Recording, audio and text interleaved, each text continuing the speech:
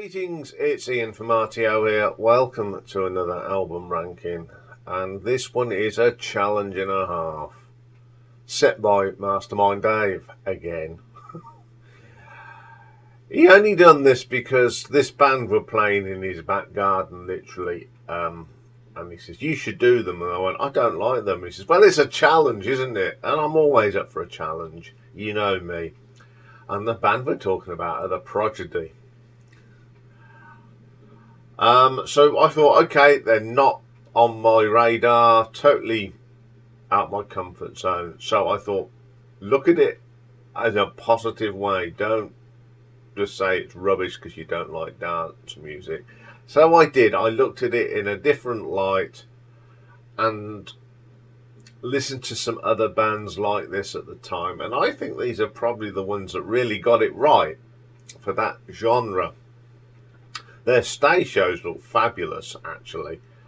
And so this is from a non-Prodigy fan. So the Prodigy fans, don't get on my back, because all I did is listen to them and made my judgment from that. So the Prodigy were are a dance music band that were formed back in 1990.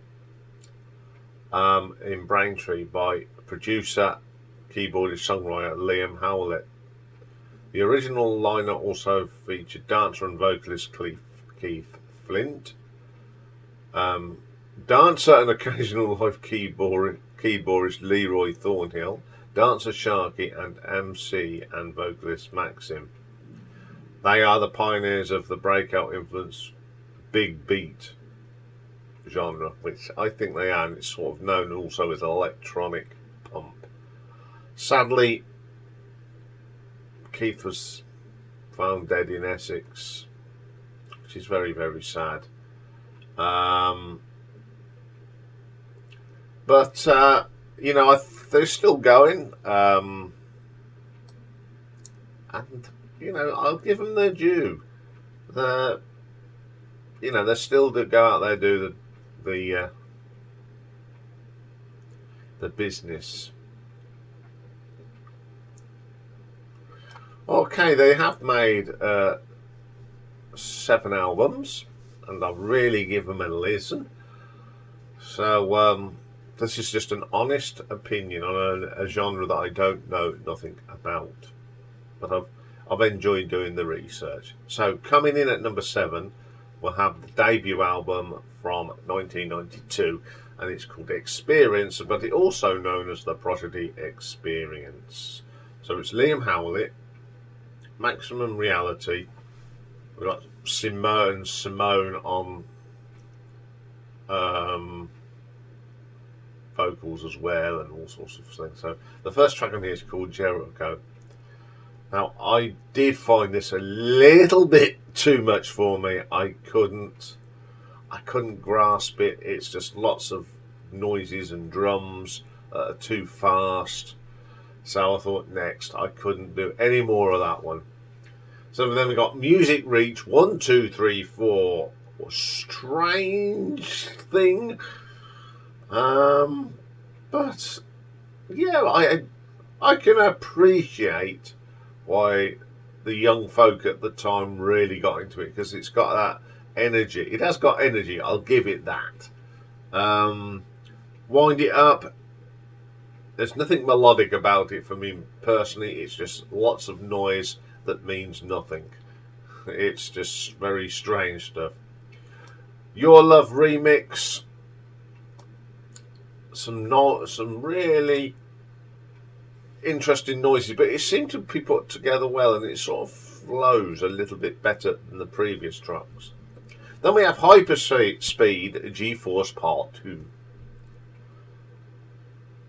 The drums are too... yeah, I did find it a little strange. And then Charlie Trip into drum and bass version. I couldn't get on with this. I listened to about a minute of it and I had to move on. But you can imagine this in the nightclubs of the time, people getting, you know, all that energy, you know. Outer Space. No, I quite like this. It's got a little bit of jazzy sound to it in places, believe it or not. But yeah, I could go with that one. Everybody in the Place. It's just not for me. But all I can say is this song has got a lot of energy. So interesting, that's all I'll say. Weather Experience, it's 8 minutes of lots of noises. But I don't like it, but if you really listen to it, it's very cleverly put together and well produced. You can't take that away from that. Then we have Fire, Sunrise version. This has got a sample of Crazy World of Arthur Brown and Fire, which where they put it in, it works, but the song doesn't do anything for me, I'm afraid. Then we have Rough in the Jungle, Business. I really find it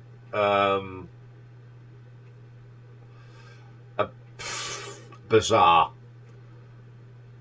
but clever in the same vein. And then we have a live track, Death of the Prodigy Dancers. Now, if they did do this live, I've seen videos of them live in the laser shows, pretty good. And give them their due. They were very good live act, and I can understand why people went to see them. Not me personally, but I can understand the attraction. Okay, I didn't enjoy this album at all. There isn't an album track on there that I really wanted to listen to again. I appreciate what they do, but I just didn't like the album personally. So I can't give it any ranking. I just thought it was just an album of bits and bobs. Although it was put together, the tracks are put together, there's no flow with it. It's all over the place. Okay, coming in at number 6, we have the 7th album from 2018. It's their most current one, and it's called No Tourists. And it's the last album that featured Keith Flint. So it's Liam Howlett, Keith Flint, Maximum, Brother Culture on vocals. We've got Barnes Courtney vocals, Ollie Burden on guitar, and Leo Crabtree on live drums. First track on this one is called Need Someone. Very repetitive, and that's the thing I don't like. It's short, but it just does the same thing, and it sort of gets into your head. But the sort of the musical side of it, very technical, very and very precise. That's all I can say about it. Light Up the Sky. This one's got some nice structure to it. It's a little bit speeded up Bollywood. And I sort of, you can get where they're coming from. It's sort of, you can see how they've matured over the years. That's the other way to put it. Okay, We Live Forever. I couldn't listen to this track. It just gave me a headache from the minute I put it on. So I skipped it, and I haven't listened to it once. It just really irritated me. No Tourist. Now, this is probably the best on the album. It's got sort of a metal rocking sound, and I quite like it, actually. Fight Fire with Fire. I think the only thing that I think there's unnecessary swearing. I mean, I can swear like a trooper, but there is a time and a place, and you cussing every other word. It's not very attractive, and that really put me off the track because it has got a reasonably good beat. Time Bomb Zone. Yeah, it's okay. For the time, they've moved on a little bit and they've sort of matured their sound. It's still got that dance feel, but it's not got the intense drumming on it. Champions of London. Electronic punky sound. That's what I was excited. And I get it. It's like an electronic punk song. Boom Boom Tap. Irritating. That drum just irritated me all the way through it. Resonate, the robotic voice, that was quite interesting. Give Me a Signal, which featured Barnes Courtney. Oh, couldn't tell you who they are. But yeah, Give Me a Signal to switch it off. I just didn't like it. As I said, this is so much out of my comfort zone. But there is a couple of tracks on there that I quite liked. I think the production is very good. So I'm going to give that an RTO ranking of 1 out of 10. We're not going to have high marks today. But yeah, I'll give that one a 1 out of 10. Okay, coming in at number 5, we've got the 6th album. This was from 2015. And it is The Day Is My Enemy. So it's Liam, Keith and Maxim. And they have got... It's basically them on this. So the first track is called The Day Is My Enemy, which featured Martina Topley Bird. Must be a singer. All I'll say about this track is, if they were playing it on guitars, it'd be a thrash metal song. But it's all done on keyboards. And this Martina has got a really nice, good voice, and it works. It's okay, actually, ish. Then we have Nasty. It is nasty. I don't like it. The trouble with dance music, I find it a little bit, it gives me a headache. It really does. And this is the guy that listens to Motorhead, okay? But this just gives me a headache, and I didn't really like it. A Rebel Radio, again, it's just too noisy, too much going on, very busy, no structure, but the kids must have loved it, as I say.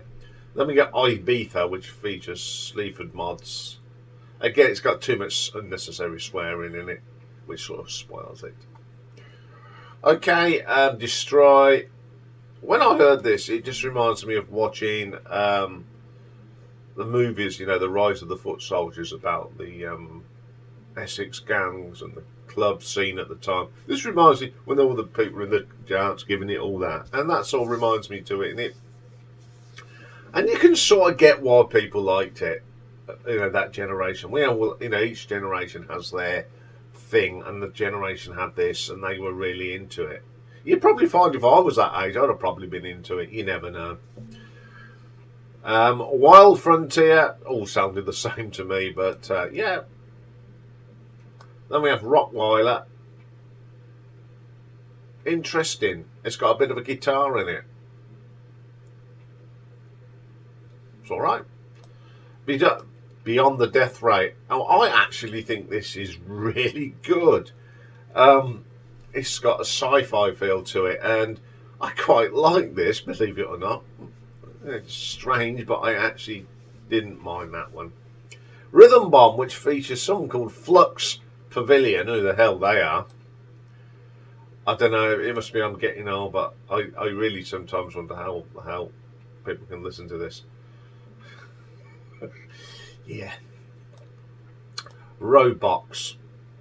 It started good and then it went downhill a bit. I thought, oh, this is a good intro, and then it went, oh yeah. You know, why do we need a drum beat that's 20 times faster than the actual melody? Get on your fight.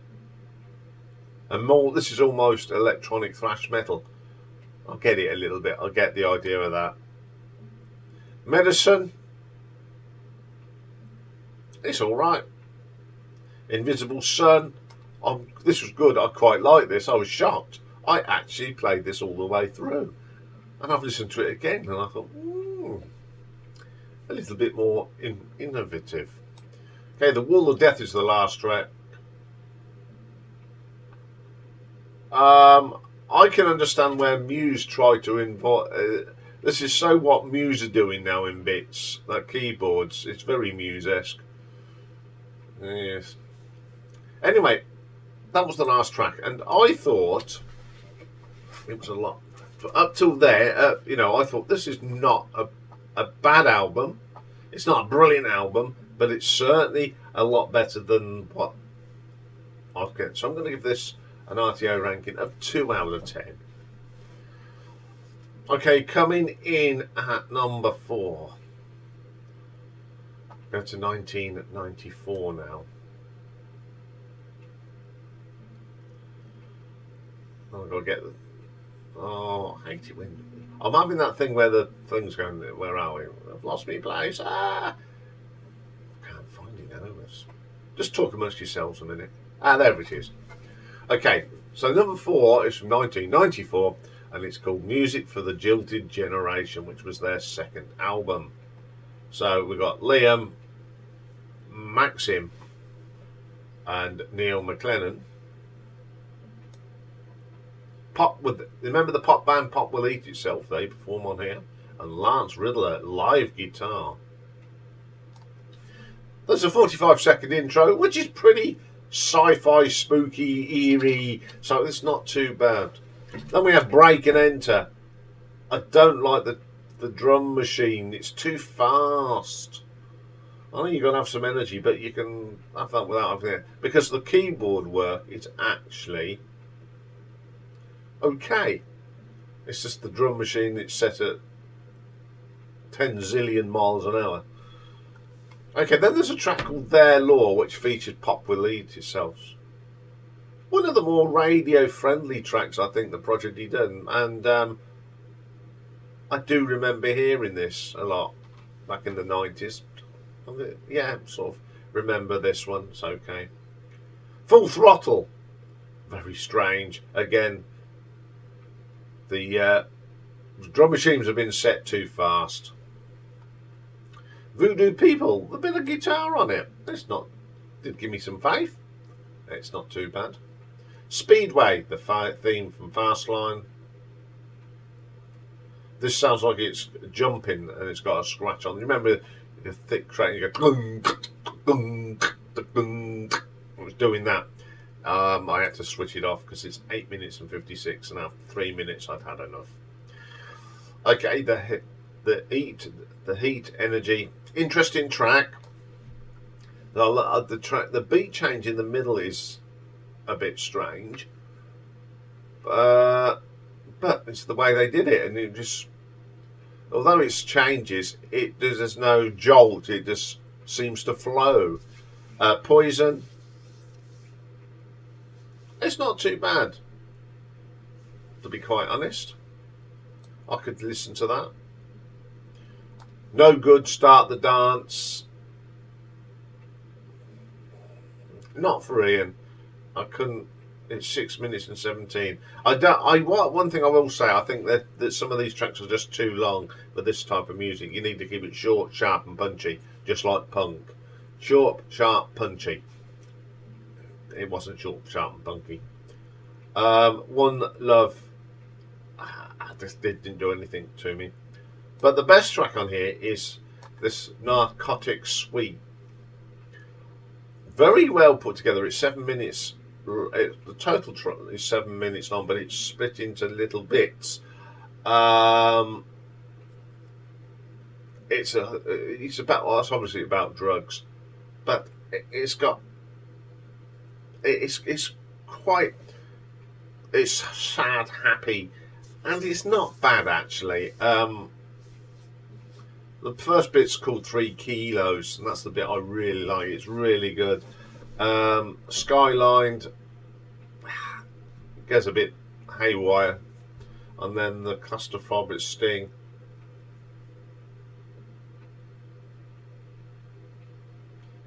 He just goes a bit flat again. I just really didn't understand it. Okay, I think the Narcotic Suite is the best thing on the album. It's quite structured. It's electronic prog. The thought process into that was quite interesting. So I'm going to give this one an RTO ranking of 2.5.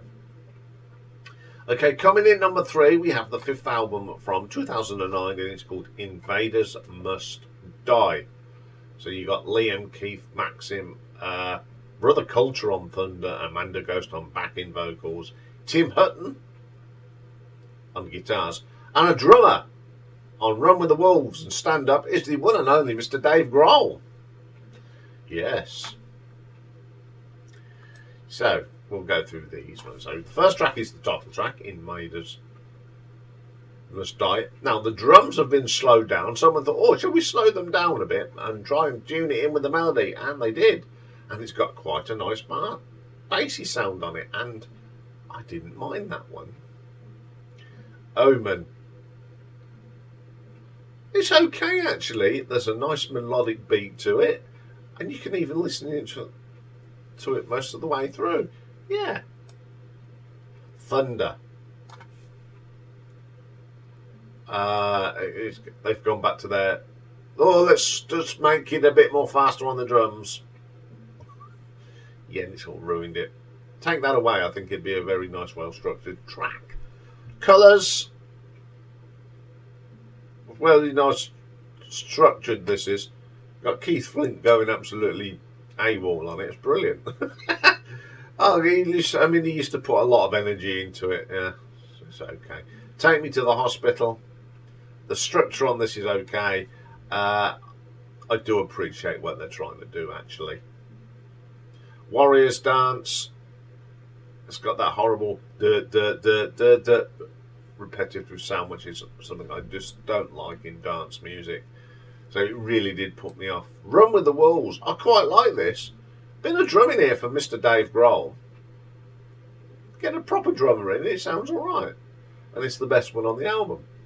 Then we have a little bit of The Omen, please. Yeah, we don't need that really. Well, the World's on Fire. Very repetitive. That's all I'll say. Piranha. It's not very good. But the best track on here is one that is probably my favourite track by the Prodigy, and it's Stand Up. I think this is clever and quirky. And because it's got my probably my favourite track they ever done, and some of the other tracks are melodic, so I'm going to give this one an RTO ranking of 3 out of 10. Okay, number 2, we have the 4th album, released in 2004, and it's called Always Outnumbered. So it's Liam, Maximum and Keith. First track is called Spitfire. It's got some little mystique about this. It's not actually bad. It's one of the better tracks, I think, from the band, in my personal opinion. Girls is so irritating, it lasted about 2 minutes before I said next. Memphis Bells. I like the bells in this. It actually adds some nice little bit of atmosphere to it. It shouldn't really, but it does. Get Up, Get Off. Didn't like it at all. Lots of chikun, all over the sus. Hot Ride. Now, I think this would make a really good heavy metal song. It's quite put a bit of guitar in there, take out the keyboard, and it's pretty good. I do like it, actually. Yes, I like another Prodigy track. Wake Up Call. It isn't too bad. It's got some irritating noises on, but what you expect. They're a dance band. Action Radar comes next. It's very structured, well balanced. At least you can listen to it all the way through. Phoenix. I think because the drums have sort of been slowed down a little bit, you know, it doesn't ruin you can hear the rest of the track. It's not too bad, actually, for dance music. If you're, You'll Be Under My Wheels, again, some structure. And, you know, I could listen to it. The Way It Is, too repetitive. Now, there's a track called Shoot Down, and they've got a vocalist special guest of Liam Gallagher. You can just about make out it's Liam Gallagher. It's okay. Well, this album actually had stuff I could listen to at a push. I think the Strokes are on a better structured on this, and it was one I did listen to the majority of it all the way through. But not that ring, so I'll give this an RTO ranking of 4.5. Okay, but the one that I sort of thought was the best of the pack was their third album from 1997, The Fat of the Land. Uh, it's got Keith Flint, Liam Howlett, Maximum Reality, and Leroy Thornhill on it. First track featured Shabin Badar, and it's Smack Up My Bitch. Yeah, I didn't like it at all. It got on my nerves. Up next is Breathe. I remember this when it came out. It was a hit for them, and I thought it was quite a quirky number. So I do like Breathe, I must admit. Diesel Power featuring Cool Keith. It's a bit of a rap song, more than an electronic. It's all right. Next track is called Funky Shit, and I would describe this song as the second word in its title. I didn't like it. Serial Thriller. It's okay. It's got some interesting bits on there. There's one or two bits, some of the keyboard work I like. Yeah. Minefields is next. Now, how do you describe Minefields? It's actually got some atmosphere to it. It's one of them that's not in your face. For them, it's a little melodic. Then we have a track called Narayan featuring Crispian Mills from Cool the Shaker. Some nice bits, and it's not a bad vocal from Crispian. He added that little bit of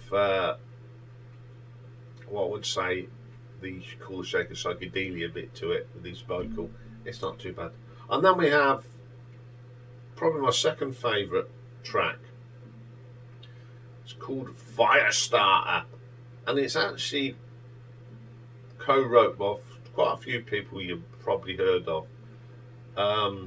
Members of Art of Noise, Anne Dudley, Trevor Horn, Gary Langland, and Jonathan Jezelnik and Paul Morley. So it's sort of a thing that Art of Noise got, and that's why I like it. It's got that thing, and I think Keith absolutely killer on this. And then we got Climb Bays. I quite like this. Again, it's one of the better tracks, more melodic. Fuel My Fire, which is an L7 cover that features Saffron. Very similar to L7's, but this has got some guitar riffs on it, and I quite think it's a lot better. I like this album because it's okay. I think it's a bit more commercial in places, and it has got the album that had most of the tracks that I thought, well, that one's good. That one's good. So that's why I put it at number 1. So I'm going to give this an RTO ranking of 5 out of 10. So there you go, Dave. I've done it.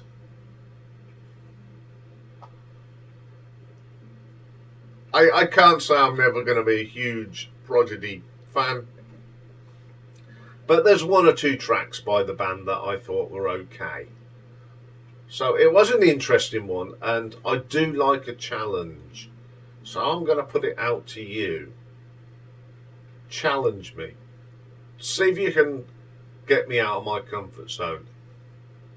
And I will do them. The only one I won't do is Coldplay. There are limits. And Adele. So if you think you can try and catch me out and get me out of the comfort zone, feel free to throw them at me, because I will do them. Anyway, I've quite enjoyed doing this, to be quite honest. It's always nice to do something different.